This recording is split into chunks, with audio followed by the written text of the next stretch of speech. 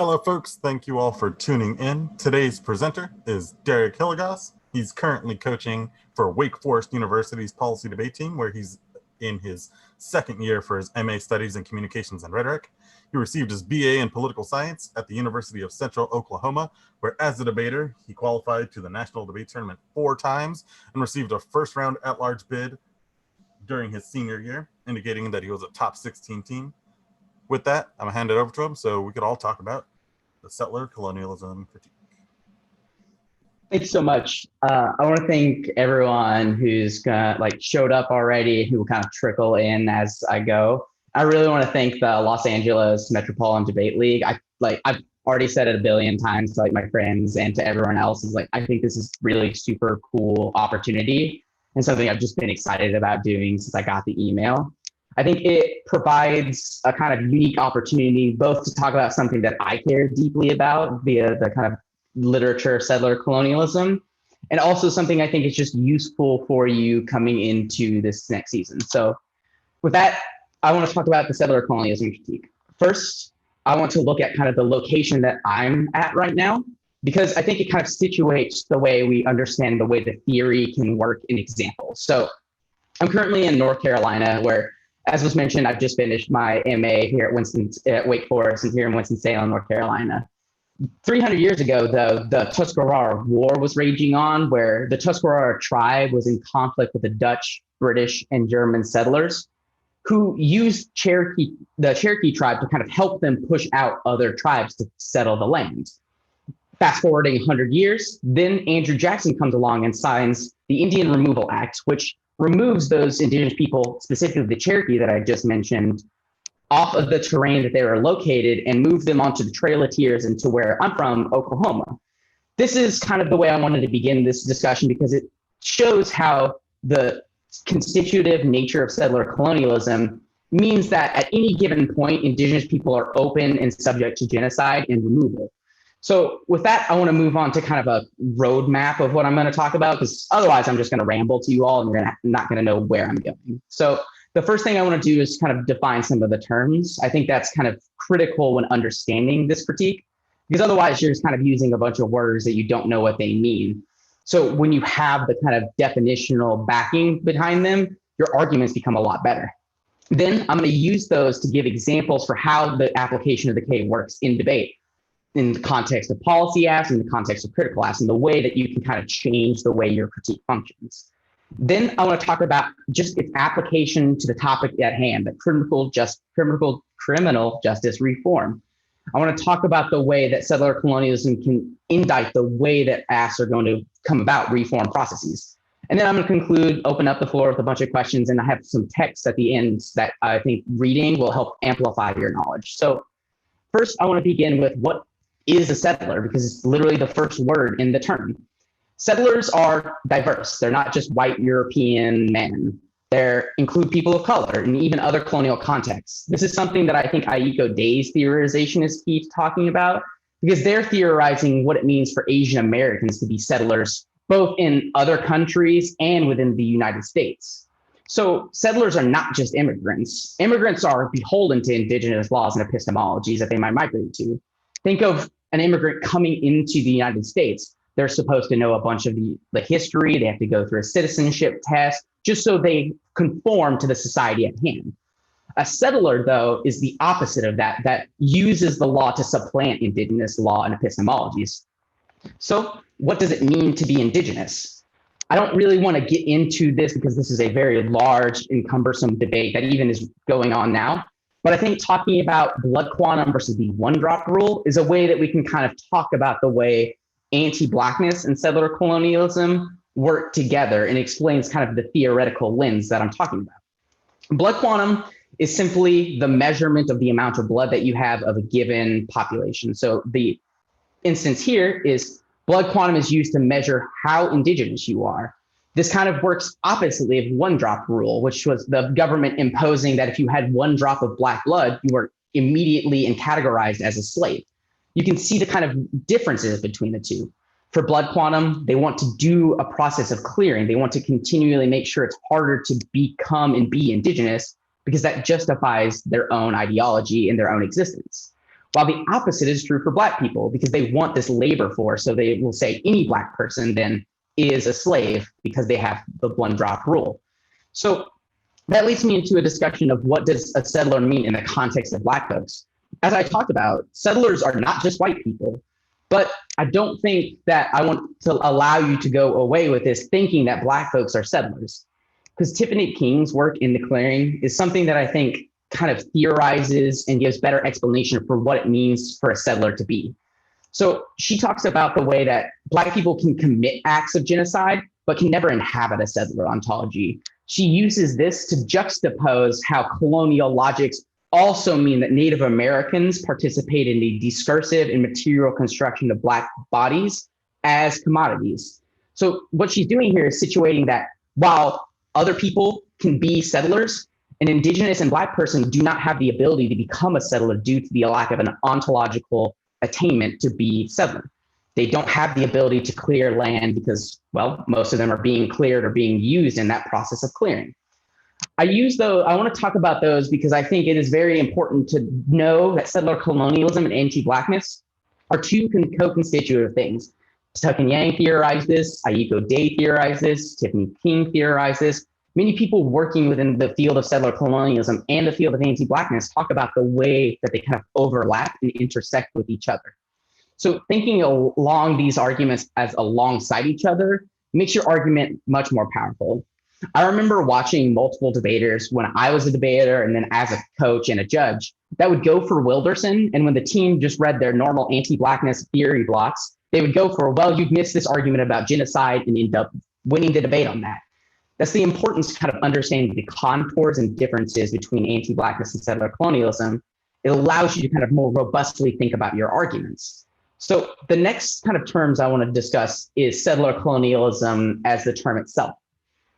As I've talked about, a settler is one that comes into the homeland in search of creating a new home for themselves, prioritizing settler sovereignty. This is what Tuck and Yang talk about. They say that settler colonialism is different from other forms of colonization in that settlers come with the intention of making a new home on the land, a homemaking that insists on settler sovereignty over all things in a new domain. The importance of this is to understand that there is a difference between colonialism and settler colonialism. As Lorenzo Bernacchi says in Introducing Settler Colonial Studies, colonialism is not settler colonialism, that these two differ greatly because in colonial systems, the settler does not come to make home in the new domain. They're looking for either resources, either material things like coal or other things, or other people like bodies, which they can use as material resources. So while they disagree on the way that they occupy the land, the message is clear. It is about the central labor and how they can export it and maintain it. This leads to a discussion of the differences between external and internal colonialism, which is something that Tuck and Yang talk about in their piece, Decolonization is Not a Metaphor. In this piece, they talk about the way that settler colonialism uses each forms of this, external and internal, as ways of propagating itself because they operate co-constitutively and simultaneously, kind of making up each other. These also operate independently. So I want to talk about them independently first. First, I want to talk about the external modes of colonization. These are things like uranium mining on indigenous lands, or something that I think is a good example is when we invaded Iraq, the enemy territory was renamed and called Indian country within the military lingo. This is a way that colonization gets justified because then they can then go into that region and commit acts of genocide because they're entering Indian country, which is the savage land that they can go and conquer. This is different from internal colonization, which instead of looking to the outside, it looks internally. Things like this are things like boarding schools, which sought to include indigenous people only insofar as it attempted to assimilate them and make them into white people or adjacent to white people, at least. So thinking about those two alongside each other is how Tuck and Yang come to theorize settler colonialism because they operate using both those modes in different examples. Then the other definition I want to look at is settler futurity, which is a term used a lot throughout the literature. Settler futurity is something that Eve Tuck looks at, and it's just the way that we talk and think about the future. You should think of this in terms of kind of a security K logic, that The A to B, how do we get to the B, is this kind of settler futurity, a knowledge produced by trying to render the future as knowable through a settler logic. I think this is important to kind of think about when you're thinking through policy affirmatives that defend big extinction impacts. Because when we think about settler futurity, what are they prioritizing? What are the things that matter to them most? Is something that gives a very indicative, it gives a way of thinking for how that they are thinking, because otherwise you're just kind of left with, well, they just know this thing. Instead, we should question how they come to know that thing. This is an important distinction because when we get to talking about these settler moves to innocence, this allows us to kind of think about what kind of moves of innocence is settler futurity and what kind of other instances do settlers use to kind of make themselves innocents, which is what this section is about. Now, the reason I had the phrase distinctions matter with 2-3 exclamation points at the bottom is because the distinctions of these matter when you're making arguments about settler moves to innocence. If you're just to assert that in a debate, there are 6 different ways that they can apply. And using those distinctions, those minutiae, definitely helps make your argument a lot better and a lot harder to rebut. So I want to go through the 6 of these. I'm going to go through them kind of quick, stopping on the ones I think are most important for debate purposes. But I think all of these are good when thinking through the theory of settler colonialism. The first tucking in talk about is settler nativism. You can think of this as your great-great-great-great-grandmother is Indian. That's settler nativism. It's just how do we use indigeneity to kind of make sure that settler ideologies maintain themselves. The example that Tucking in give is a discussion of Philip Deloria where they talk about the Boston Tea Party, where when they went to go throw tea overboard, they dressed as indigenous people to maintain that their important stories are being told through settlers, not through natives, but to also hide themselves. This, isn't as important in the context of debate. The next one, settler adoption fantasies, this section is very important because they have an indictment of kind of postmodern theories like theories of becoming and Deleuze and Guattari. This is them talking about instances like in Dances with Wolves, a film where Kevin Costner, a white man, goes onto the Lakota Nation, is discovered by them, and is adopted, and then becomes Indian because of this adoption within the tribe. This is to become without becoming. This is the ability for settlers to say that I'm Indian because, well, I kind of worked with them and learned how to fight alongside them. This is important when thinking through postmodern theory about how models of white people becoming, about how they might become towards indigenous people and attempt to adopt things like indigenous stories or indigenous ways of being. That is a way that settlers kind of authenticate themselves and also make sure that they don't have this guilt of genocide on their heads. The third is colonial equivocation. I think now is a key historical moment to kind of talk about this and also, using debate to kind of understand it.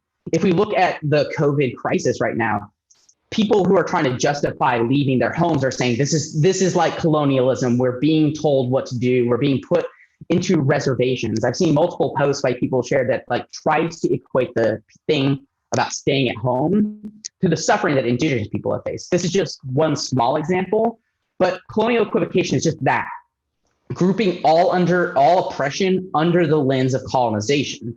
This allows us to kind of deconstruct movements to kind of understand that not every movement is decolonial. Just because you're anti-imperialist or against the military does not mean you're against colonization, because there are still facets of colonization that fall outside of it. So to understand colonization, you need a unique focus on it instead of grouping it with all these kinds of other isms. The next is decolonization of mind. This is where the kind of title of decolonization is not a metaphor becomes important, because understanding decolonization is something that just happens in the mind instead of a political activity, the thing that actually should happen, is a very key difference in understanding debate.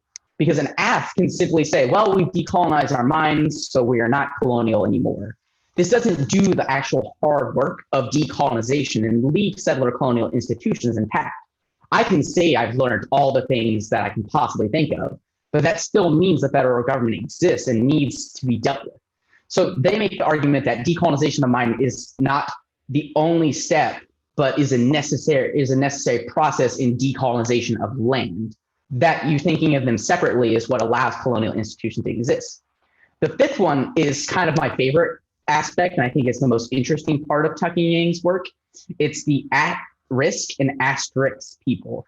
The reason they put those in paragraphs is to make two different arguments about at-risk populations and asterisk populations. The first being at-risk populations, like indigenous people, is how we become framed within research agendas, which is something that Tucking Yang look at, is the way research gets propagated. So for at-risk populations, this is simply how are we framing indigenous people? Are we framing them as resurgent and fighting back against colonial institutions, or are they just stuck on a reservation inflicted by alcoholism? That way we frame indigenous people is vitally important to decolonial matters. This leads into how asterisk peoples gets about. If you think about it in the terms of healthcare, which is what Tucking Yang looks at, they're looking at the way populations get subcategorized. If we look at percentiles, an asterisk people is most likely to be an indigenous population because, well, there's just not that many of them, so why do they matter in this calculation? This is an argument Tucking Yang developed to make the argument that data is how genocide gets propagated.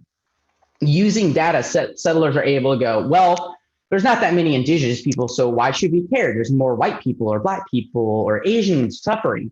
So why care about Indians? This is how using the data points as key locus points of action are bad. This is something you can look at when you start to look at affirmatives that kind of subcategorize and include a bunch of people. When it starts to add those commas, including people, if indigenous people are left as that, etc., there's a mode of settler moves to innocence that wants to ignore that the reason that the population is so small is due to genocide. Finally, the last move to innocence is reoccupation and urban homesteading. This is an argument that kind of looks at the Occupy Wall Street movement and the way that it came about.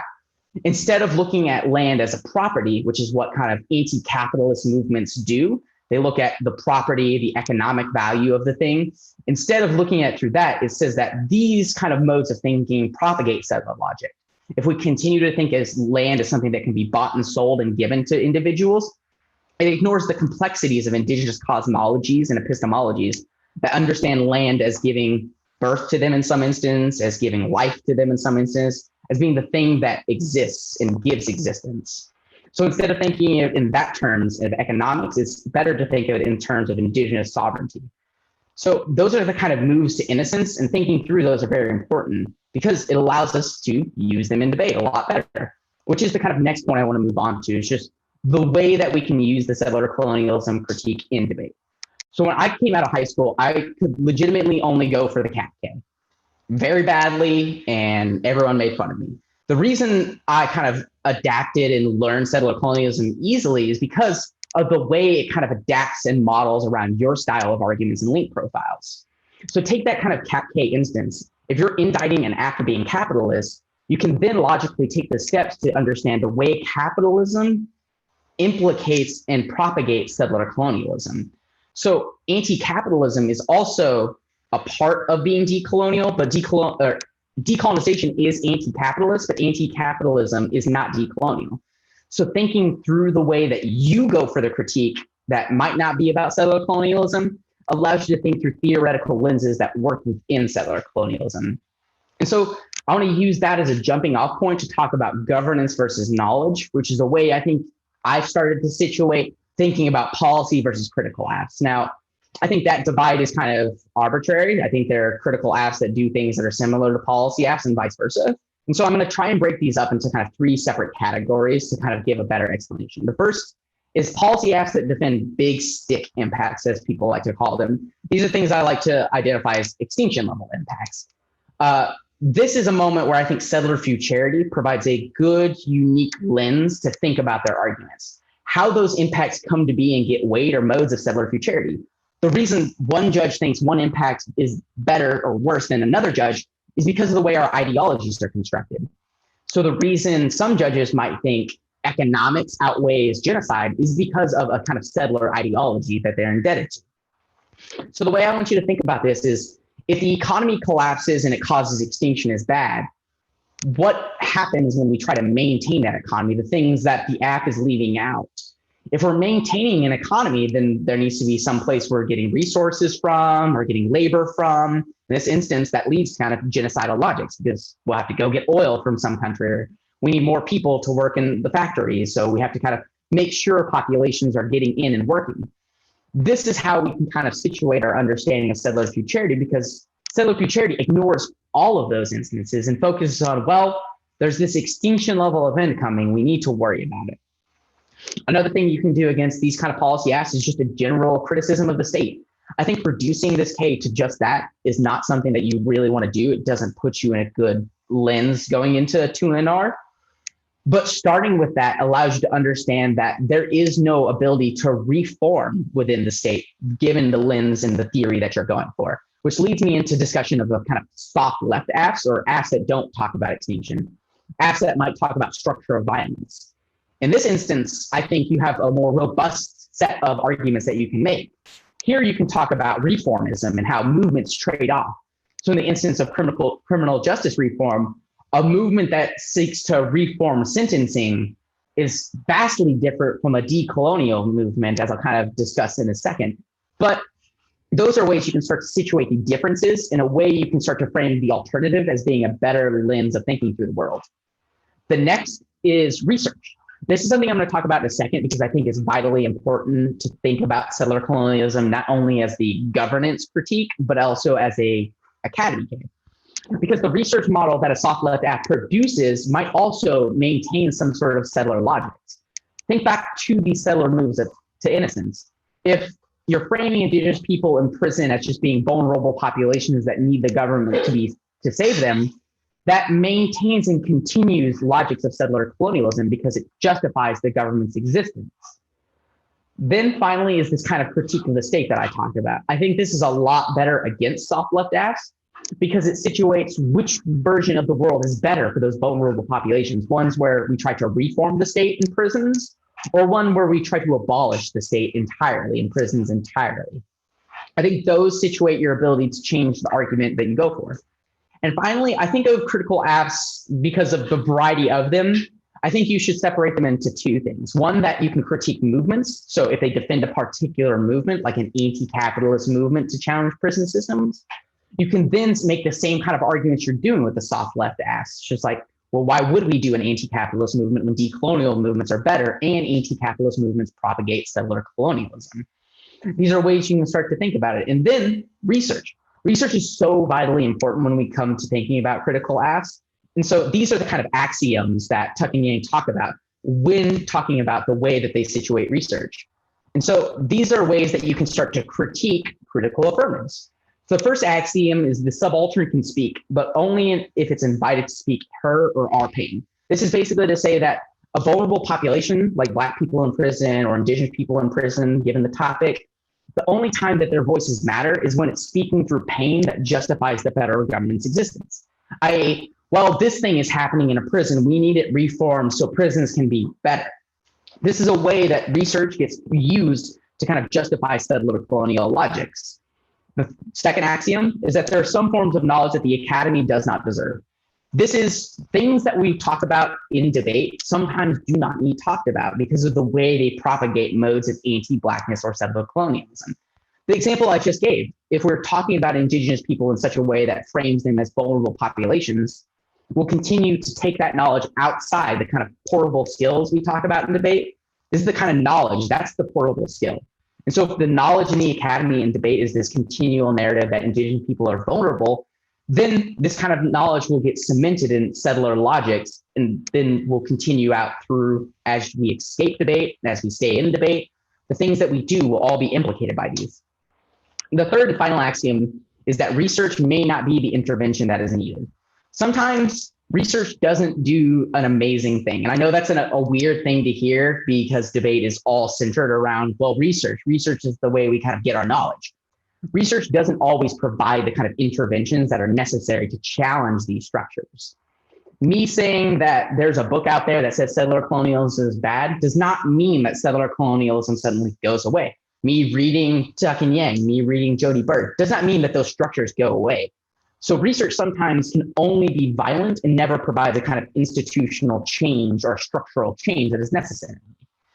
And so thinking about research versus the kind of physical way that settler colonialism organizes us is a way that you can start to think about the contours and the way that it becomes a structure, not an event. This is something that Patrick Wolf talks about, because settler colonialism theory got stuck on, well, there's this event of colonialism and then there's these other things. Instead, Wolf and other theorists are saying that no, all of those from 1492 and even before then, all continue through a same pattern of logic that justifies settler colonialism, because it's a structure that organizes us both physically and academically. And so that is kind of the importance of kind of Tuck and Yang's work. And the reason I think decolonization as a metaphor is a vital piece to read if you want to fully understand the way settler colonial theory can be used in debate. Now, I want to talk about what it means in the context of this topic. A very smart debater once said that the United States is a prison. And I think that was something that stuck with me when I was a sophomore watching debates, because it was so amazing to see someone theorize this, because at that time I hadn't really thought about what a prison was or what the United States was in this instance. And so thinking about settler colonial theory in the context of prison and criminal justice reform lets us change the way we understand prisons. Instead of something that is an individual, the prison is here, that can be reformed and changed, we understand that the entire system is a prison that propagates itself.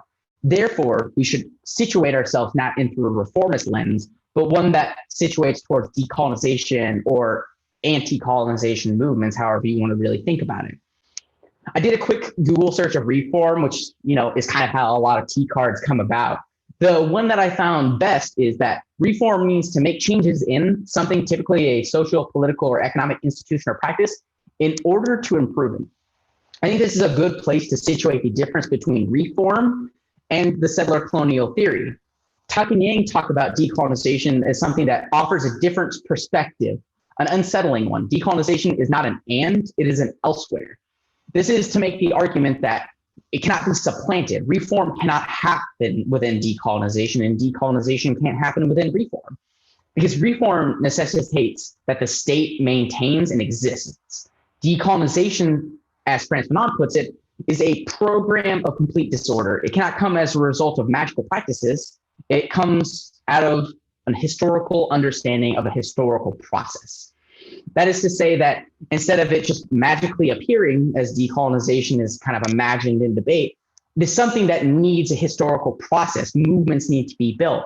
And we can't simply point and say that's a decolonial movement, because that is the kind of settler futurity that says this is what it will do. It is a necessary thing to understand the history, to understand decolonization in its totality. That's why a lot of indigenous history or indigenous scholars will kind of situate themselves. It's like I did about where I'm located. It's also kind of important to understand in the context of biopolitics versus geopolitics. This is something that some settler colonial theorists have kind of attacked critical prison studies for, because critical prison studies are stuck in a biopolitical understanding of the world, which is simply how bodies get formulated and put into certain categories to organize them.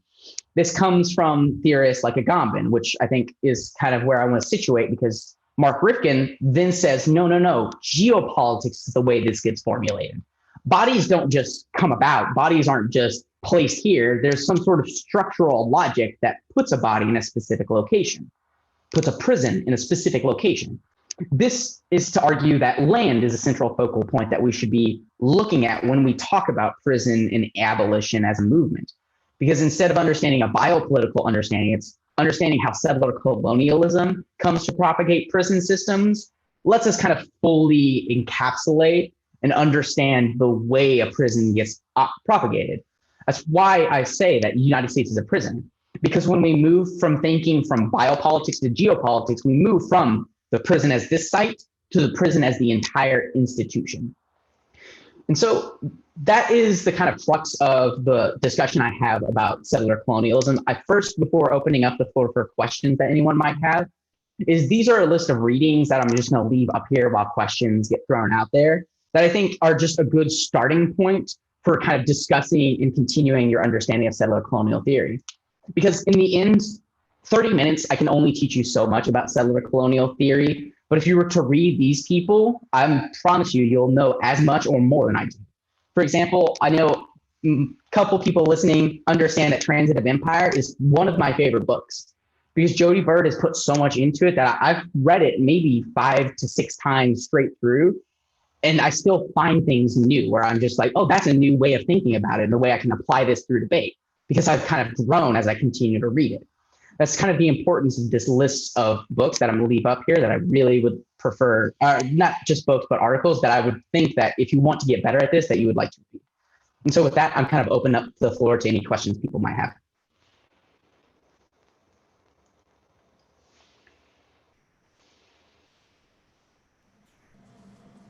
Awesome. Thank you for your presentation. Some folks have been asking some questions in the chat. So to start off with one, some folks are trying to think of examples where we sort of see settler colonialism coming to play, like as an event and things like that.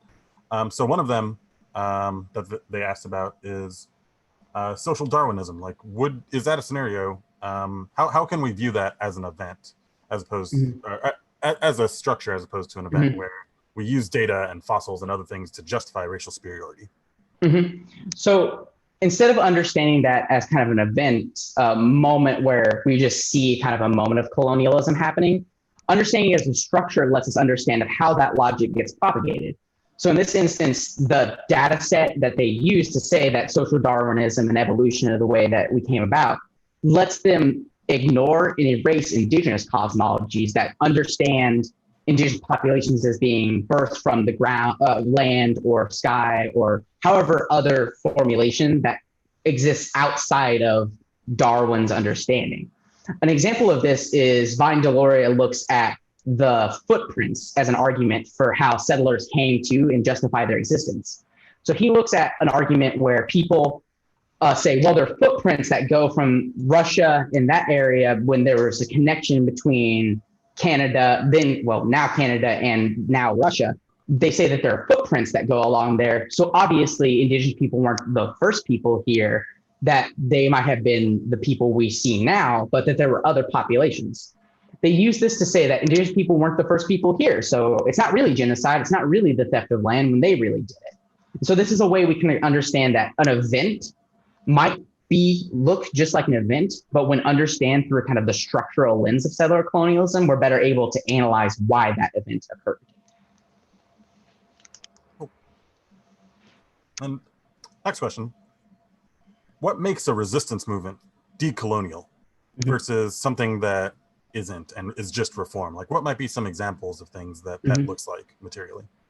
So an example of this, I think, is the best one is the I Don't Know More movement, and then No DAPL. These are movements that situate themselves around decolonization, the return of land, instead of something else like reforming the state or getting some sort of right. So in each of those instances, they're fighting the federal government to assure land recognition and land maintenance for themselves, maintaining their own sovereignty. So decolonial movements don't look to do anything outside, like reforming the state or any of those things. It looks to ways that we can maintain indigenous sovereignty. I think that's kind of the easiest way to explain it. And those are kind of a couple of examples. But like I explained with the Frantz Fanon quote, decolonial movements aren't things that we can just specifically point to and say that is a decolonial movement now. It is only through a historical process that we're able to understand decolonial movements. So how we form those resistant movements aren't something that I can necessarily say, well, we do this thing to then fight off colonization, but it's something that kind of formulates itself through these historical processes. Cool. That totally makes sense, and is an important way to sort of look at this, that it's not just any singular thing, that it's about how do we form these things. Our next question is from Mitch Lertz. They ask, they're going back to the portion where you talked about the links for next year's topic. Where would you suggest looking to find reform links that are specific for Indigenous folks in terms of criminal justice? So one article that I think people can start to look to and cut is the Colonialism of Incarceration by Robert Nichols. This is a piece that I know we had at UCO whenever we debated there, and it's something I kind of looked at when I was thinking about this presentation. They're specifically looking at critical prison studies, which I think is going to be a central literature base for both policy and critical acts. And they kind of start to implicate using Mark Rifkin's ideas and other settler colonial theorists to kind of understand. So when I talked about geopolitics versus biopolitics, I'm drawing from Mark Rifkin, but I think Robert Nichols in his piece is also doing a lot of that work people can kind of go look to. Cool. We'll be sure to compile a list of links and resources as we get ready for the season. So thank you for asking that. Next question's coming from the Instagram. They're asking, in a debate round, what is some advice you would give to debaters whose opponents claim indigeneity without sort of using one-drop or authenticity testing? Like, how do we confront that in that scenario? So it really depends a lot, because there's a lot of different factors going into this. Because first, you're putting an authenticity test on someone that you might have no idea anything about. So presenting that puts you in a position of you have to be able to prove that. And really, there is no kind of measurable proof of that in the debate setting. And so I would advise against that kind of mode in certain instances. Like if there's a person you know that has always said that they're white, and then when in this debate setting, they're just like, no, I'm indigenous. My great-great-grandmother was, 132nd Cherokee. Yep. That's a moment where you can then start to question it. But the problem then becomes putting a judge in that position. Because as a judge and as someone who's judged debates that kind of relate to that or something similar, it puts us in an awkward position because I don't know many of the people I've judged. Sometimes I do, sometimes I don't. But that puts me in a position that even given all of these arguments, I'm still the one who has to render a decision about someone else's identity. And so that puts a big onus on the person doing the authenticity test. So really, I, as a coach, debater, all of it, I would always advise against it unless there's just an extenuating circumstance that calls for it. Yeah, I totally agree. Especially as a judge in that position, it's a difficult decision to make, and it makes it so awkward for judges because you're like, judges don't want the debate to become personal attacks. We just want to judge a debate, and making us render that decision is so awkward most of the time. Cool. Our next question from Tristan Rios. He says that in the third university, LaPaperson talks about how decolonization needs to be rooted in pragmatism. How do we do pragmatic things, but still be rooted in a sort of like structural change? So I haven't fully read that piece to the extent that I would have liked to for this question, but LaPaperson actually is Yang. So Eve Tuck and K. Yang Wang wrote the decolonization as not a metaphor. And then K. Yang Wang decided that they wanted to go by a pseudonym to write these other pieces. So LaPaperson is Yang. So the way we understand pragmatics is things like challenging the way settler sovereignty imposes on indigenous sovereignty. So moments like I don't know more and no DAPL, where they blow up pipelines or kind of make it impossible for a pipeline to be built. Those are pragmatic instances of decolonial movements that are attempting to stop a colonial institution. Because if they let those pipelines be built, then there's a potential for oil spill that then leaks into the water, pollutes the water for indigenous people, and means that they either have to move from the land, which is another form of genocide, or they just have to sit there and suffer without water or hope that they don't get poisoned from that water.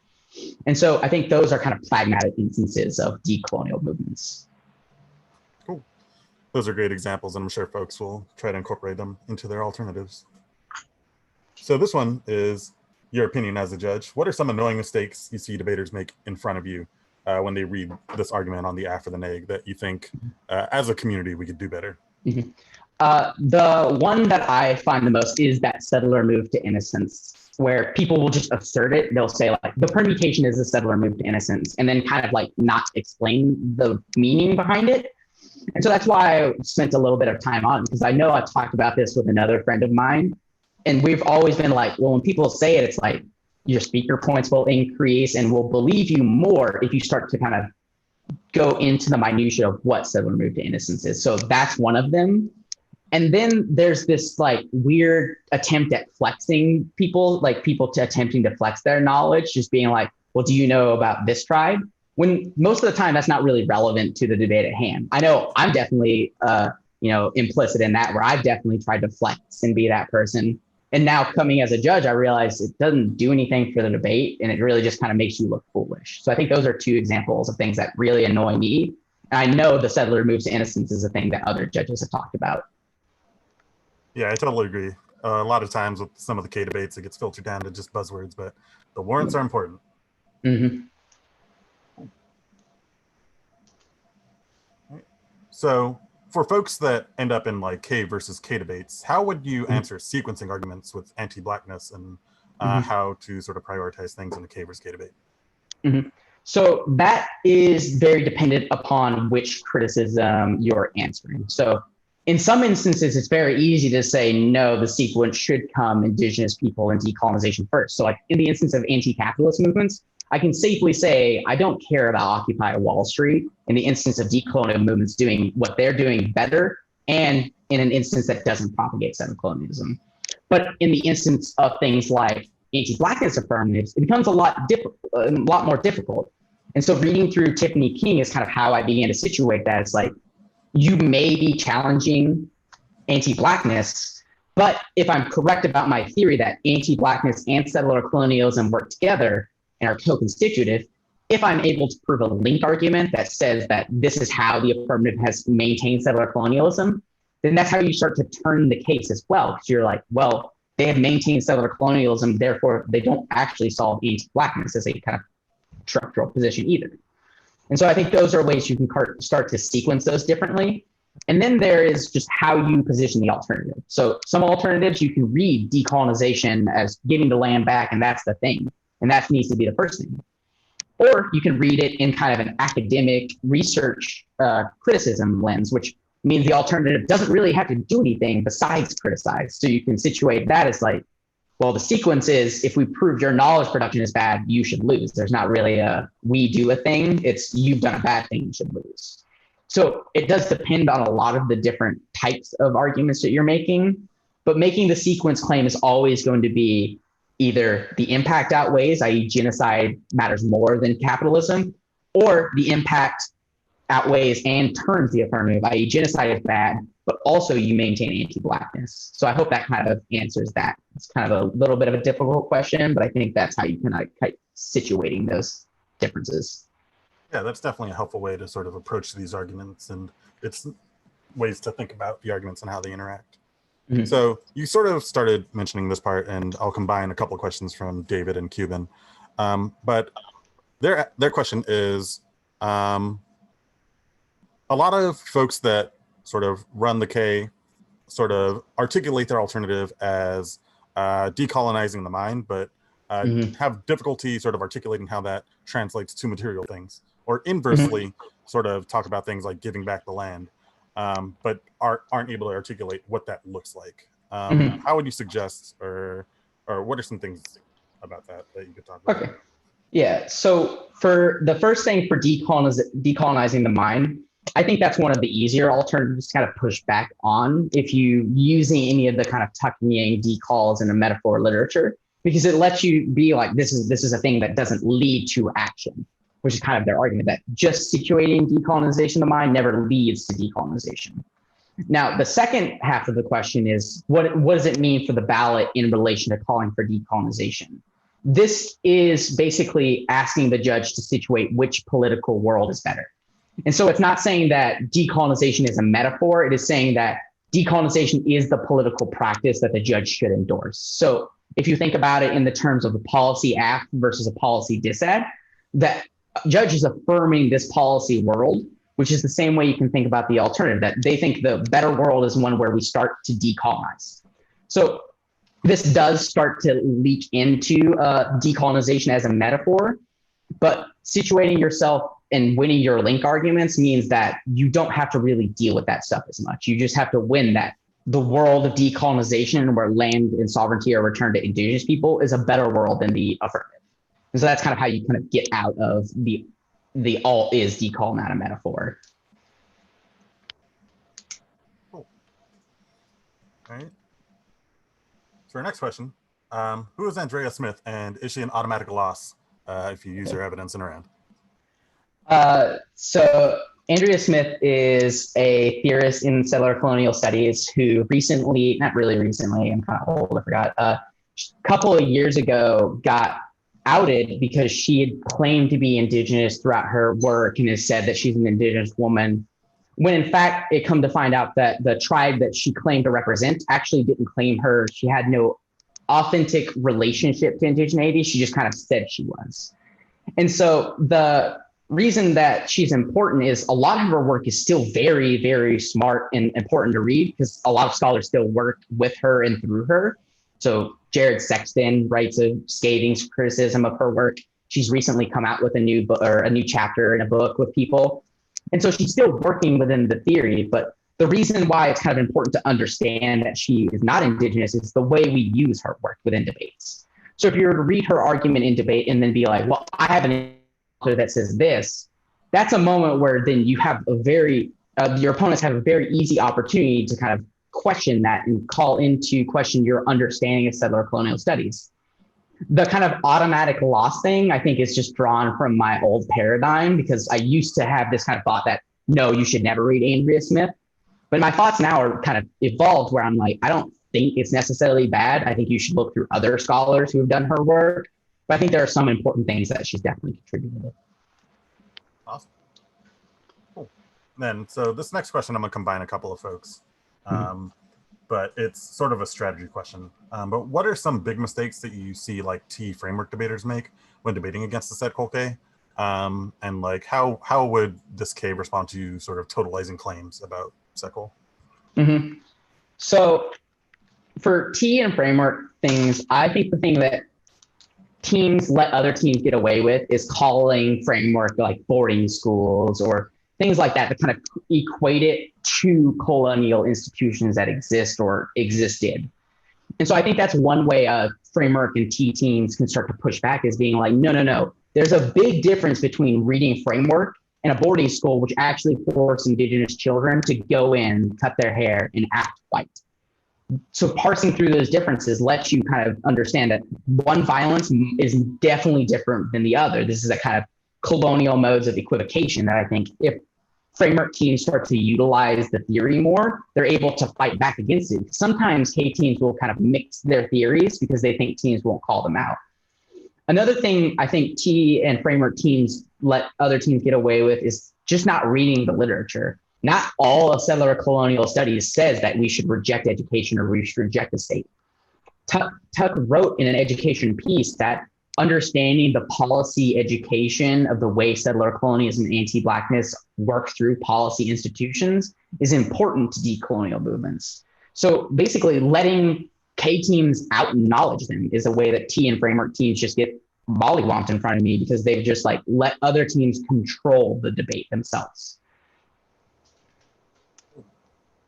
Yeah, that position is so important to sort of controlling where the round goes.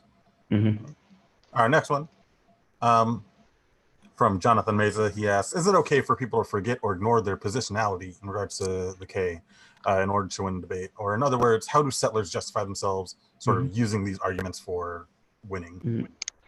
So one of the pieces I put in here is Taylor Brow's piece. Tay's one of my good friends, and I think this is a very good piece for people who have this same sort of question of just like, why am I reading this argument? I think that's a good piece to start to read through because she questions these kind of same logics. It's like, why do we feel comfortable reading certain arguments instead of other arguments? Why do we feel comfortable reading the Cat K versus talking about anti-Blackness or genocide?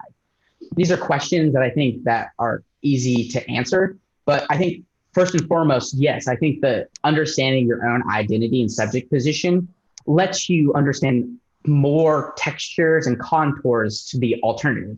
Because reading decolonization as an alt differs wildly if you're an Indigenous person versus a white person, a settler, because the way you situate your political role in that movement changes.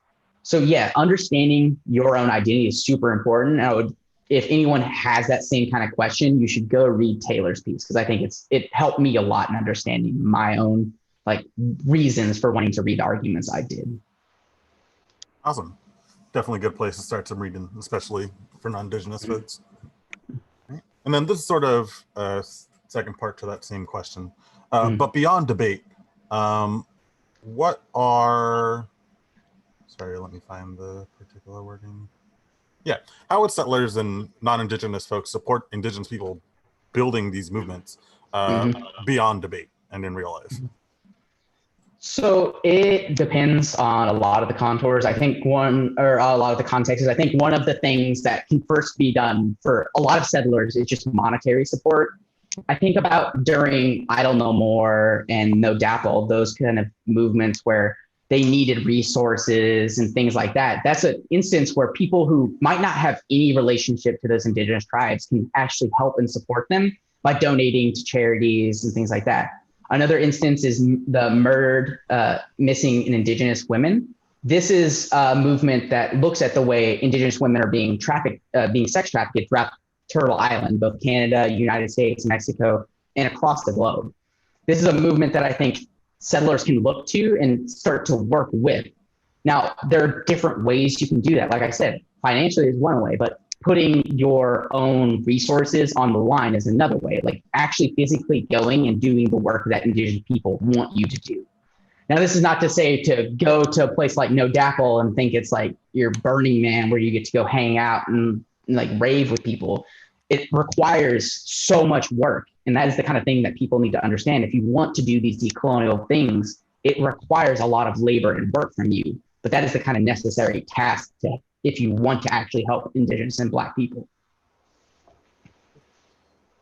And then another question from our Instagram. Some folks that are Latino want to sort of ask about like what are some resources that they could look into, and like, is it fair for them to identify as indigenous if they are living on the land that their ancestors did before borders were created, but aren't necessarily directly tied to an indigenous group? Yeah. So I think there are a lot of theorists who work through this stuff. I think Tuck and Yang and all of them are working through this. I think Roxanne Dunbar Ortiz, as I put up here, they're all talking about indigeneity and not the specific, in some instances, they're speaking in the specific American context. But a lot of them kind of look at that and say that no, that there isn't really a difference, that they're still indigenous populations that they've just chosen to identify as different. So like you said, if they're indigenous, if they're Latino, Latinx, and are still on their ancestors' homeland, then they're obviously not settlers. They're indigenous. They've just chosen to not identify as the word indigenous. And so it's the same way as other tribes don't call themselves Indians. They might call themselves Native Americans, or they might call themselves by their tribe, the Cherokee tribe, the Lakota tribe. So it's just a different identification. But for people like that who are wanting to get into this literature, I don't think you should think of it exclusively in the American lens. There are other people like Delgado who work through this, and Versanti is one of those other authors that I mentioned before, working through the way that you can talk about settler colonialism, not only in an American context, but a global context. Yeah, that makes a lot of sense. So I want to flip the side a little bit here. So now if we're looking at sort of responding to these arguments, besides this sort of like a generic T and framework against this K, what are some arguments that you find persuasive to respond to this K? So for me, I think good discussion about the ontological question of indigeneity and settler colonialism is something that should be discussed. And so this kind of looks like reformism debates. Can we use the state in a good way?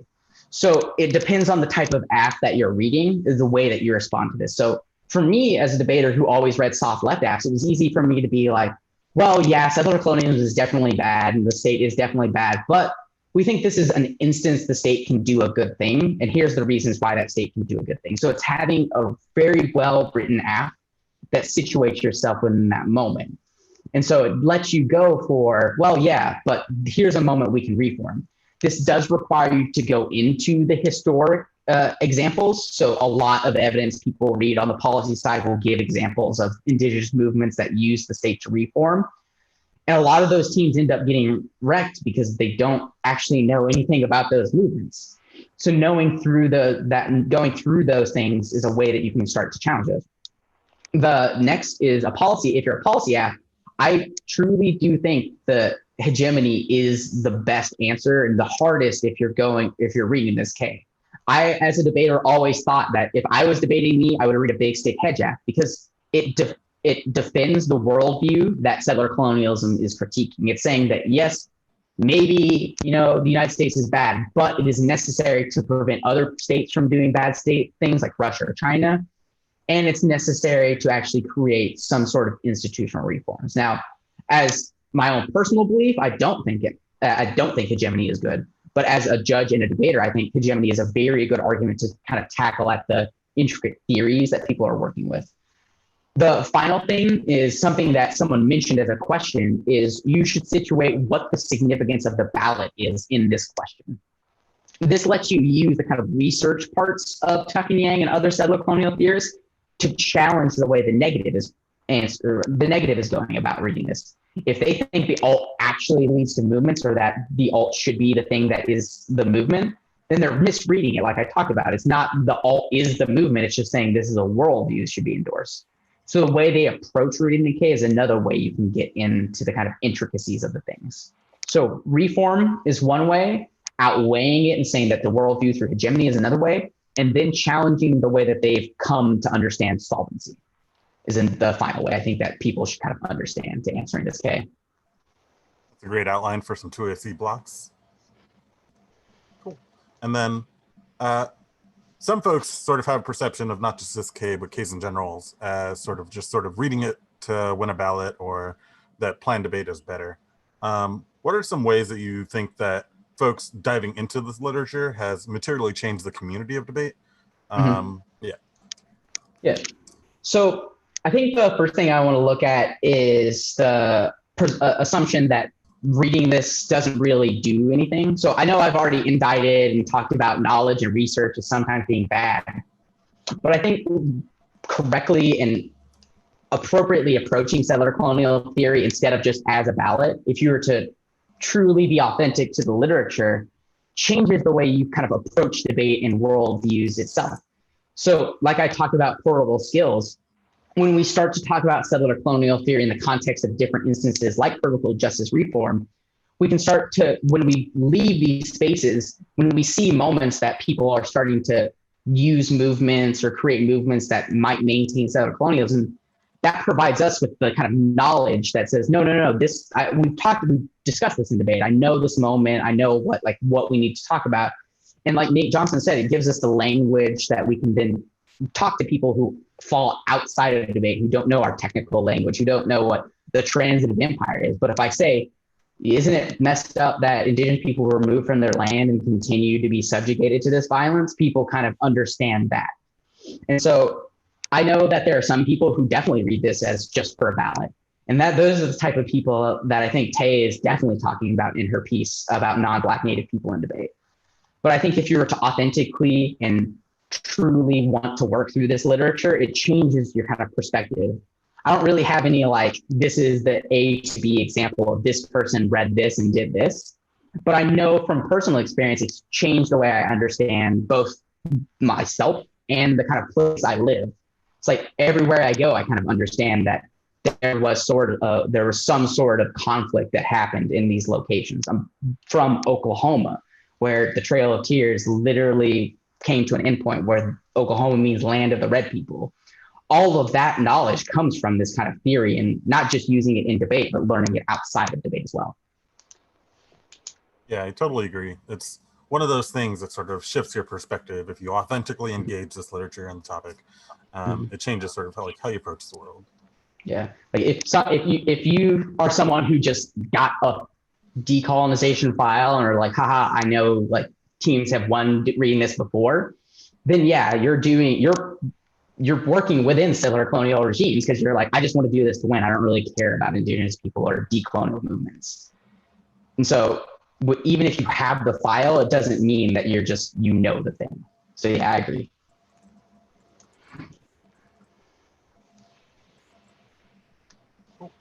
So it looks like we're coming up on the hour, but thank you so much for taking the time to talk with us out here. We've got folks not just from LA, but also on the East Coast and everywhere in between tuning in. So thank you all for being here. Thank you. And thanks for everyone who showed up to listen to me talk. I really appreciate it. It's kind of cool that people want to hear me talk about this now. For anyone that wasn't able to view it live, it'll be on our YouTube, so you can watch it whenever or share it with your folks.